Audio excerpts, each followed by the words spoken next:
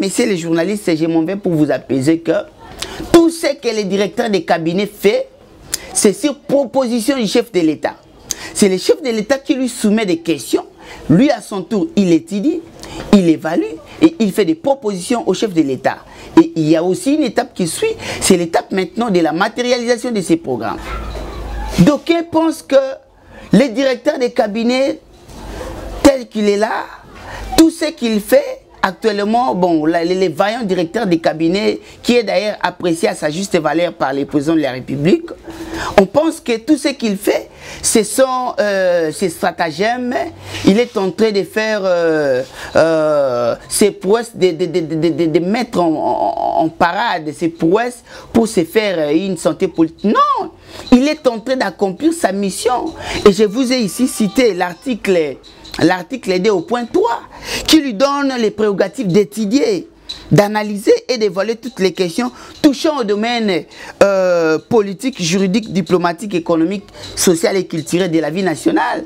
Alors, les problèmes, soit les questions du programme des 100 jours, n'est-ce pas que c'est une question qui touchait directement à la question économique et sociale de la vie nationale? C'est lui qui était au moins chargé de piloter aussi. Je ne peux pas dire piloter, mais il était chargé de pouvoir mener une étude par rapport à cette question.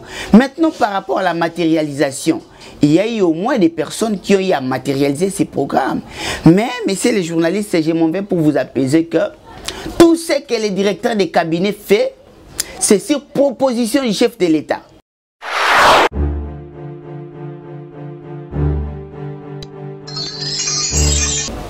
Merci beaucoup, messieurs les journalistes, pour cette belle question. Mais je voulais juste apporter un rectificatif par rapport à votre question. Il ne s'agit pas d'une agitation par les cadres de l'UNC. Vous savez, il est de notoriété publique que l'UNC est un parti politique le plus respectué dans ces pays, qui regorge à son sein des cadres. Et en aucun moment, pour une pareille circonstance, les cadres s'y retrouvent dans un état d'agitation. Il est du moins question d'une réaction spontanée par les membres et les adhérents, donc les militants du parti, parce que ceux-ci avaient appris avec beaucoup d'émotion que leur leader, soit le président national, serait interpellé par la justice, allais-je dire le parquet général. Vous savez, dans un parti politique, nous avons les échelons. Il y a les militants, il y a aussi les cadres. Mais quoi de plus normal que les militants soient informés, soit mal informés, soit ne soient pas aussi bien informés par rapport à une question. Donc, notre président a été bel et bien invité par les parquets. Il s'agissait bel et bien d'une simple invitation. Bon, vous savez, lorsqu'une invitation qui émane du parquet, adressée au président national, l'honorable Vital Kamerhe, la question de l'invitation n'allait pas poser problème. Mais il y a eu au moins un acharnement politique constaté et avéré. Parce que lorsqu'une invitation est mise sur la toile, postée dans des réseaux sociaux, commentée sous diverses manières, c'est là, quoi de plus normal, devrait motiver la déclaration, soit une réunion urgente des cadres pour donner une version normale des faits. Donc, la réunion qui a été convoquée en urgence avait trouvé son fondement dans ce sens que on a remarqué un acharnement politique parce que divers militants et cadres des autres partis politiques ont mal de positionnement, ont pris cette question d'invitation pour relayer à l'opinion nationale et détourner l'attention du grand public pour faire croire à celui-ci que voilà, le président national, Vital Kamerhe, serait dans les pétrins et serait dans les sales draps et serait impliqué dans une affaire dite des 100 jours. Et voilà, il serait même interpellé comme auteur, soit co-auteur, soit accusé ou inculpé alors qu'il n'en était pas ainsi. Raison pour laquelle il a fallu un bon recadrage par les cadres du parti, comme cela a été fait. Messieurs les journalistes, vous savez bien comme moi que les ministres sont issus d'abord des partis politiques. Les ministres, des fois, dans l'exercice de leurs fonctions, sont soumis à la déontologie, soit qui régit tout fonctionnaire public. Mais aussi, dans la déclaration politique, cela n'avait rien à voir avec l'exercice ministériel, l'exercice de leurs fonctions. Ils ont agi en leur qualité respective des militants, soit des cadres du parti politique, et non dans leur casquette ministérielle. C'est dans ce sens-là, c'est un distinguo majeur que l'on doit se faire. Il y a une casquette de la fonction ministérielle et que dans l'exercice de la fonction, lorsqu'on fait une déclaration, cela n'a rien à voir avec une déclaration faite en qualité d'un membre, soit d'un cadre du parti politique. Donc cela ne dérobe pas, ou bien soit n'est pas en dérogation de l'article 151 de la Constitution. L'article 151 de la Constitution qui dit qui empêche aux membres du gouvernement d'interférer dans une action judiciaire. Oui, messieurs les journalistes, je salue vraiment votre appréhension par rapport à cette question. Lorsqu'on dit qu'il est interdit formellement aux membres du gouvernement d'interférer à une action judiciaire, c'est tout à fait normal. Mais ici, je précise que en aucun cas, les membres du gouvernement, à l'occurrence les ministres, ont interféré à l'exercice, soit à l'effectivité de l'action judiciaire enclenchée. Par contre, il s'agit au moins d'un groupe de cadres du parti politique qui ont donné leur opinion par rapport à une question de l'air. Ils ont remarqué qu'il y a un acharnement cruel adressé à l'endroit de leur président national. Quoi de plus normal qu'ils puissent se regrouper pour donner leur position. Ça pouvait se comprendre autrement lorsque les membres du gouvernement, soit les ministres, dans leur qualité des ministres, interféreraient à l'exercice de l'action publique, donneraient une injonction aux magistrats instructeurs. Ici, en aucun cas, les magistrats instructeurs du dossier a reçu instruction, soit injonction de la part des ministres émanant du parti politique l'UNC, allant dans le sens d'interférer à l'exercice de l'action publique.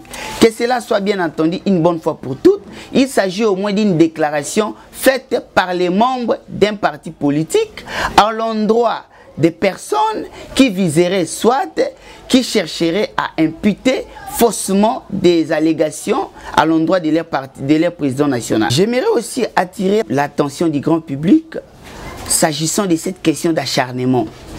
Nulle part on a dit que le fait d'inviter, de lancer une invitation à l'endroit du président national Vital Kamerhe, cela constituerait un acharnement judiciaire. Non. Nous disons au moins que nous condamnons l'acharnement politique, que le président national Vital Kamerhe est victime depuis plusieurs mois. Cela a été relayé comme tel dans la déclaration politique. Donc, nous avons décrié l'acharnement politique constaté et avéré pendant plusieurs mois.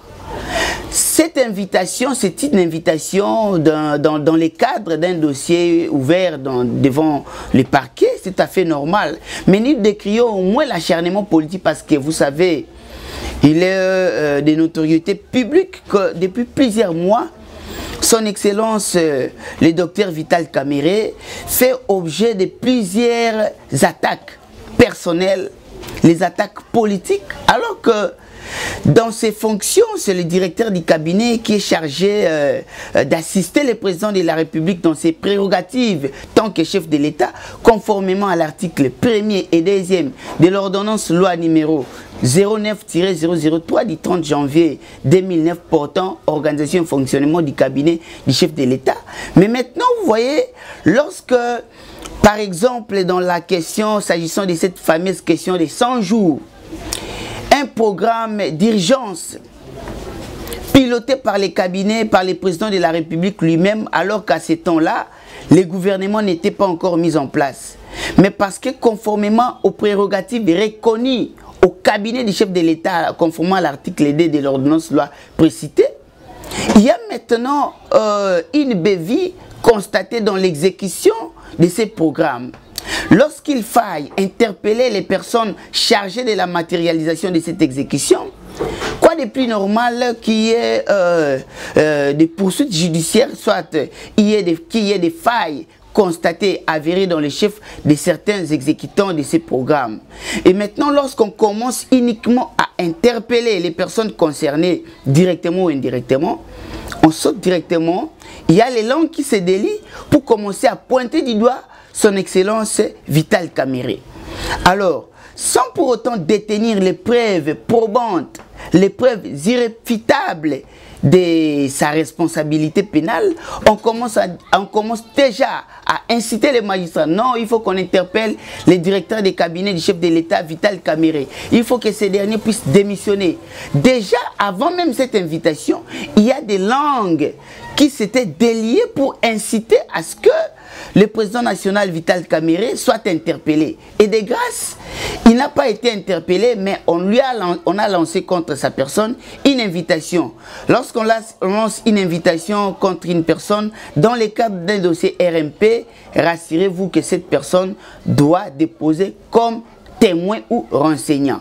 Mais ici, des gens ont crié haut et fort, il doit démissionner, il est impliqué, il doit être arrêté. Raison pour laquelle nous avions considéré cela comme un acharnement politique et non judiciaire.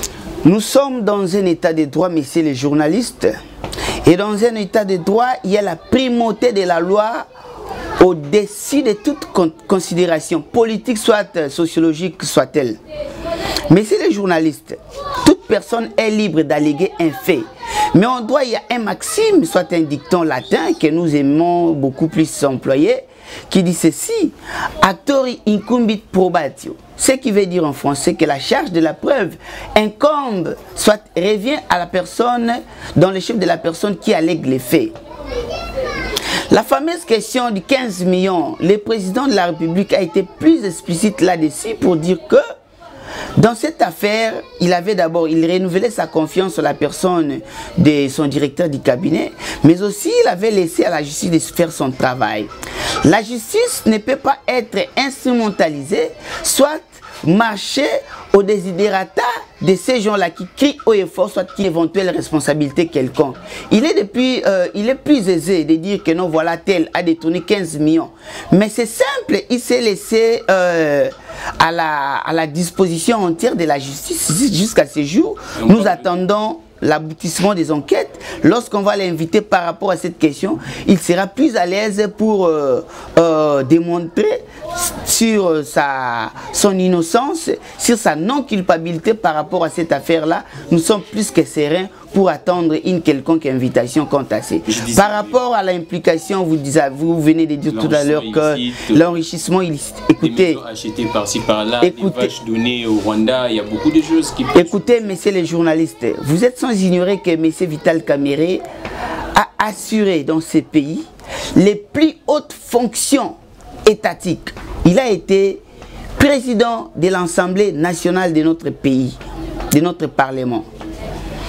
Et dans le cadre de cet exercice-là, de cette fonction, quoi de plus normal qu'il puisse s'attirer quand même quelques avantages financiers liés notamment à ces rangs-là. Hormis cela, l'honorable Vital Kamerhe, c'est un grand politicien. Un politicien d'une haute facture qui a été aux côtés de l'ancien président de la République, je cite le président de la République honoraire Joseph Kabila Kabange. Et étant aux côtés de ces présidents, de cet ex-président, il a bénéficié pas mal de certains avantages politiques que financiers, parce que n'oubliez pas aussi qu'il fut directeur de sa campagne électorale. Mais aussi, il a été élu comme député à son temps-là. Mais dites-moi, il a été plusieurs fois ministre. Quoi de plus normal qu'il puisse s'attirer quelques avantages financiers?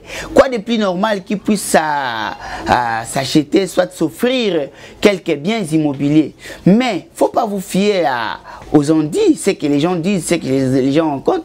En matière immobilière, toute preuve de l'acquisition immobilière s'atteste par les certificats d'enregistrement.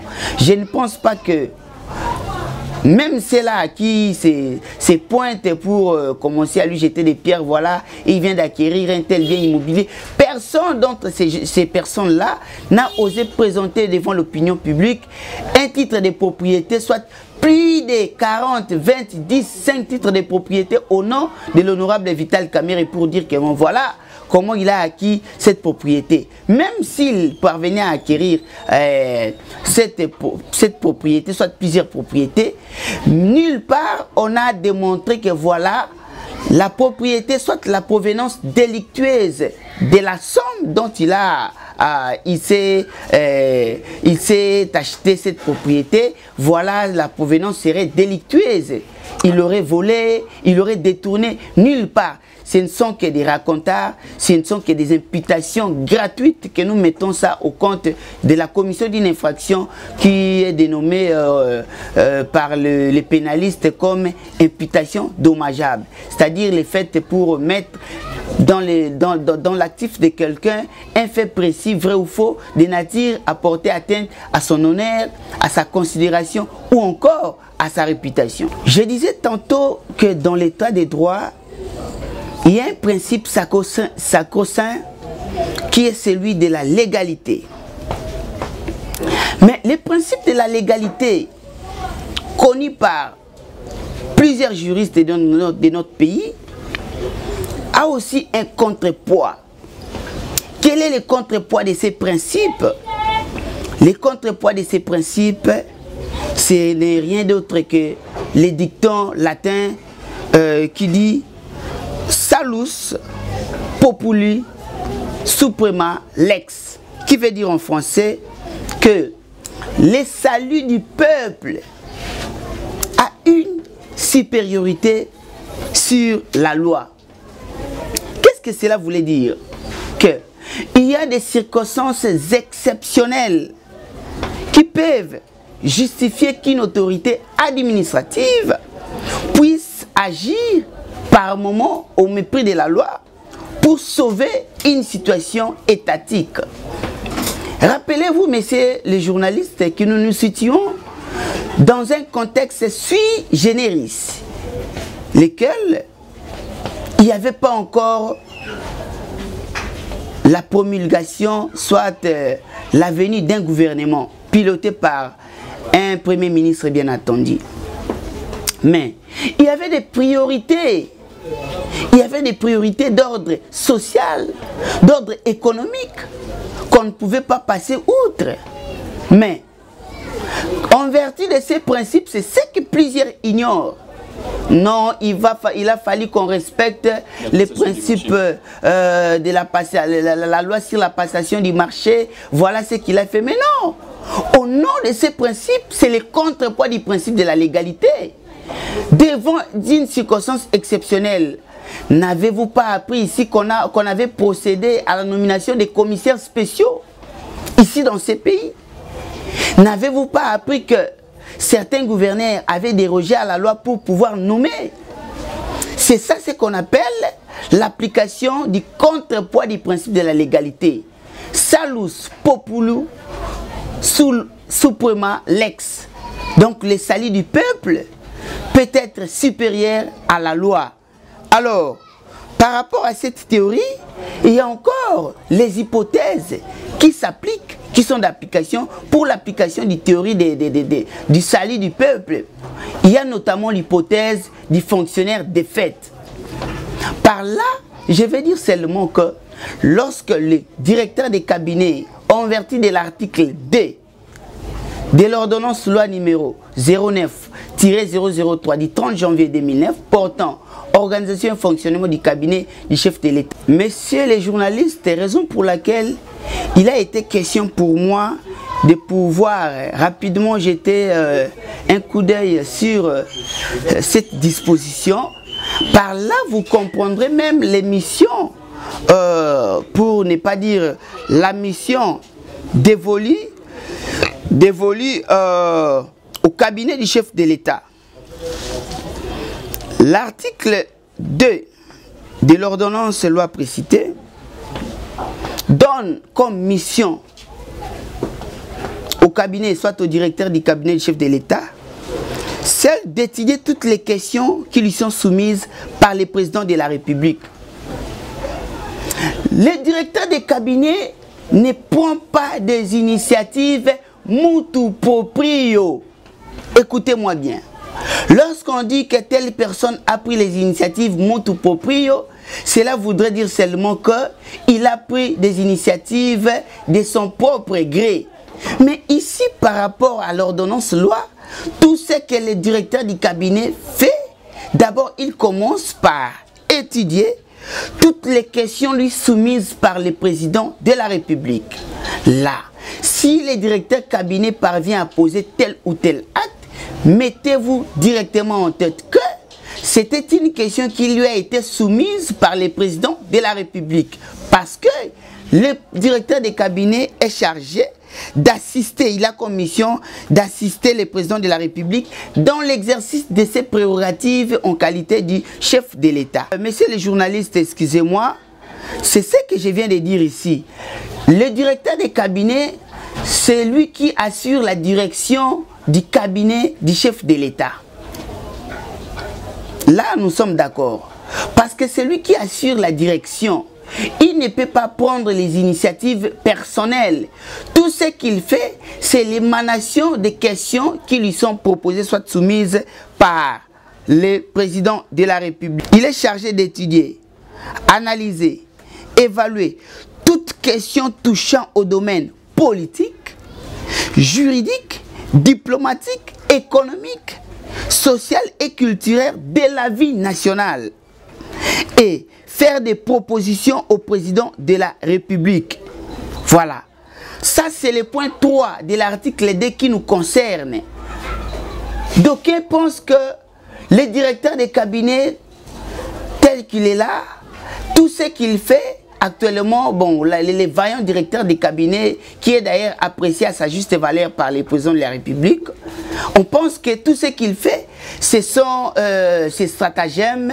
Il est en train de faire ses prouesses, de mettre en parade ses prouesses pour se faire une santé politique. Non, il est en train d'accomplir sa mission. Et je vous ai ici cité l'article 2 au point 3, qui lui donne les prérogatives d'étudier, d'analyser et d'évaluer toutes les questions touchant au domaine politique, juridique, diplomatique, économique, social et culturel de la vie nationale. Alors, les problèmes, soit les questions du programme des 100 jours, n'est-ce pas que c'est une question qui touchait directement à la question économique et sociale de la vie nationale? C'est lui qui était au moins chargé de piloter aussi. Je ne peux pas dire piloter, mais il était chargé de pouvoir mener une étude par rapport à cette question. Maintenant, par rapport à la matérialisation, il y a eu au moins des personnes qui ont eu à matérialiser ces programmes. Mais, messieurs les journalistes, je m'en vais pour vous apaiser que tout ce que le directeur des cabinets fait, c'est sur proposition du chef de l'État. C'est le chef de l'État qui lui soumet des questions. Lui, à son tour, il étudie, il évalue et il fait des propositions au chef de l'État. Et il y a aussi une étape qui suit, c'est l'étape maintenant de la matérialisation de ces programmes. Messieurs les journalistes, merci pour la question. C'est pour moi l'occasion de profiter pour rappeler à l'opinion publique que la phase pré-juridictionnelle est inquisitoriale et secrète. Qu'est-ce que cela voudrait dire? Cela voudrait dire seulement que lorsque le ministère public est en train d'instruire un dossier judiciaire, toute cette étape requiert un maximum de discrétion. Lorsque une personne, après avoir été passée devant le ministère public pour faire sa déposition, à l'occasion de cette audition-là, il y a déjà les langues qui commencent à se délier pour dire que voilà, telle a cité Vital Kamerhe. Où en sommes-nous? N'est-ce pas là l'acharnement politique dont nous avions évoqué en amont? Parce qu'on suppose que la phase pré-juridictionnelle, c'est une phase d'enquête qui requiert un maximum de discrétion. C'est une phase inquisitoriale et secrète. Cette phase ne peut même pas exfiltrer dans le sillage des magistrats. Des magistrats. Ce n'est que le magistrat instructeur qui détient les secrets de cette instruction-là. Alors, lorsqu'on vous dit que non, voilà, tel a fait des dépositions, il y a des témoignages défavorables à l'endroit de l'honorable Vital Kamerhe, moi je vous dis seulement que c'est une grande montagne d'acharnement parce que jusque-là, nous ne connaissons pas les tenants et les aboutissants de la phase d'instruction. Parce que si l'on était ainsi, on n'allait pas décerner une invitation à l'endroit de l'honorable Vital Kamerhe, on allait directement lui impliquer comme accusé. Par conséquent, il serait porté, soit on lancerait contre sa personne un mandat de comparution parce que nul n'est au-dessus de la loi, quand bien même qu'on devrait suivre une certaine procédure avant de lui lancer un mandat de comparution. Mais à ce stade, nous notons que du fait qu'on lui a lancé une invitation, nous osons croire qu'il est renseignant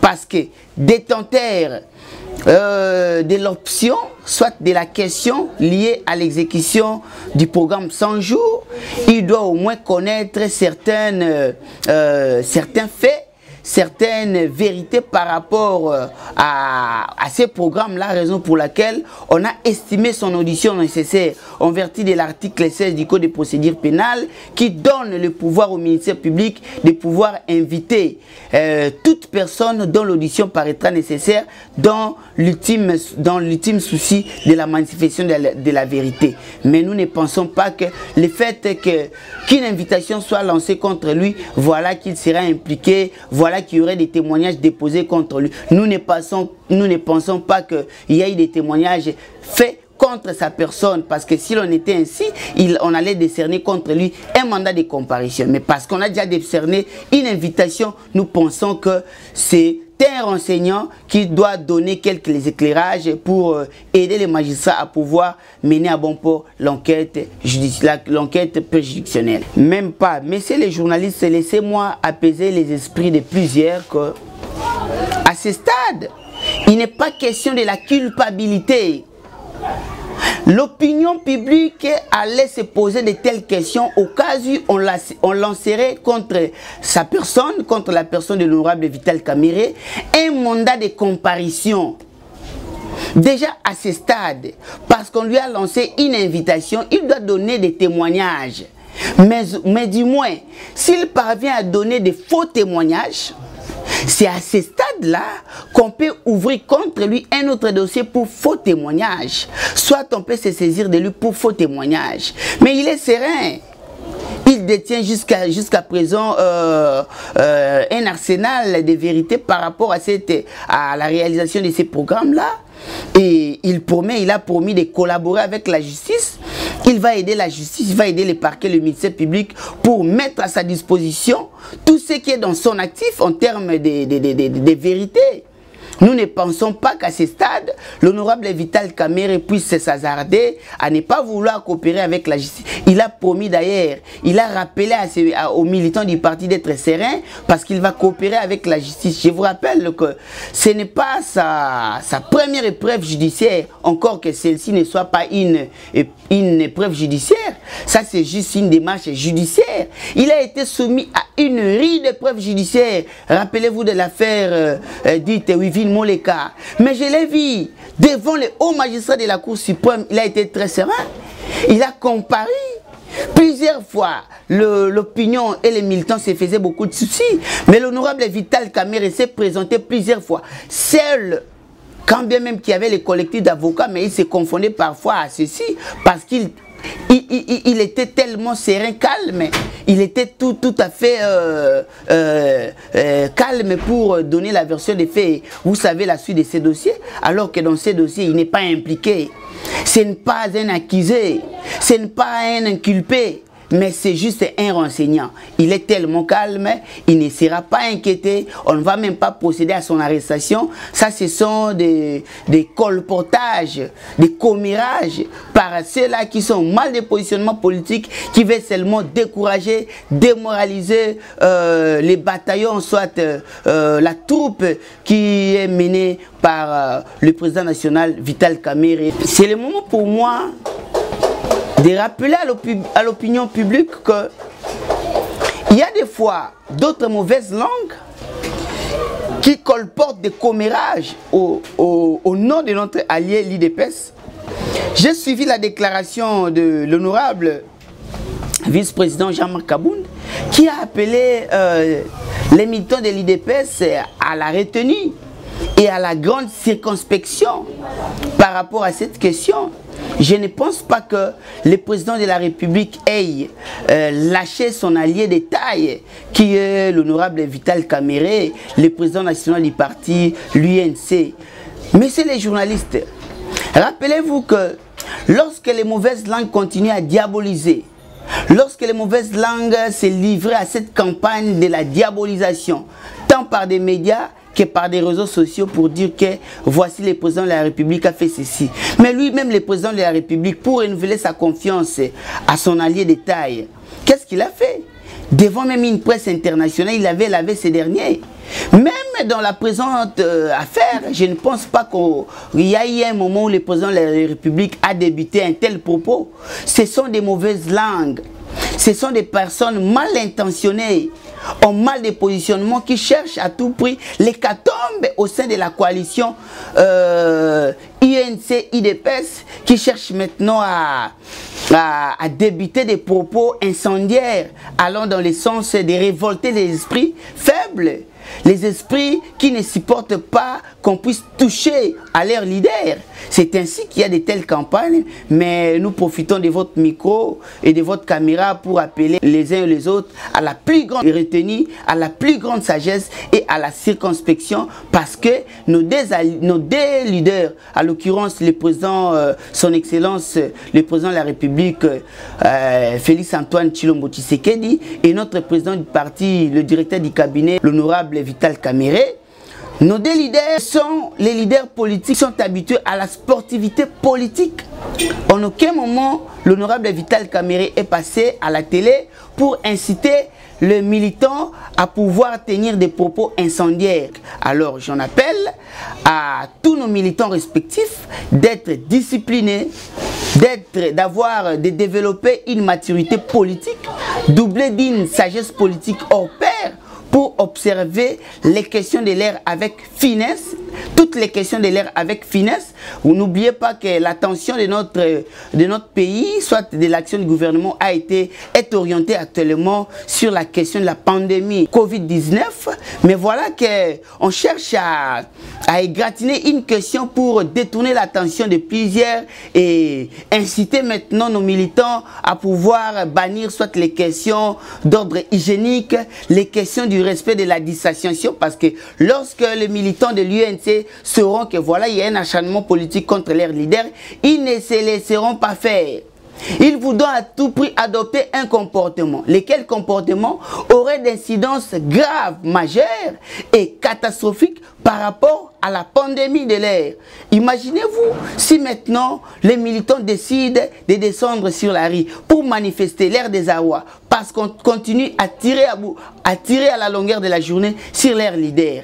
Il y aura maintenant l'intervention de la police. Il y aura peut-être échauffourée entre des camps politiques, soit plusieurs camp politique. Il y aura affrontement. À ce temps-là, les conditions hygiéniques ne seront plus respectées. Raison pour laquelle j'aimerais aussi attirer l'attention des détenteurs des pouvoirs judiciaires pour les rappeler qu'il y a certaines questions judiciaires. Il y a certaines procédures qui demandent à ce que la sagesse du magistrat soit démise. Parce que n'oubliez pas que dans d'autres dossiers qui suscitent une information préalable, par exemple, là je m'en vais un peu vous développer une théorie. Lorsqu'un ministre soit un préposé d'une autorité administrative aurait commis une bévue quelconque et qu'il va falloir lui déférer devant une autorité judiciaire.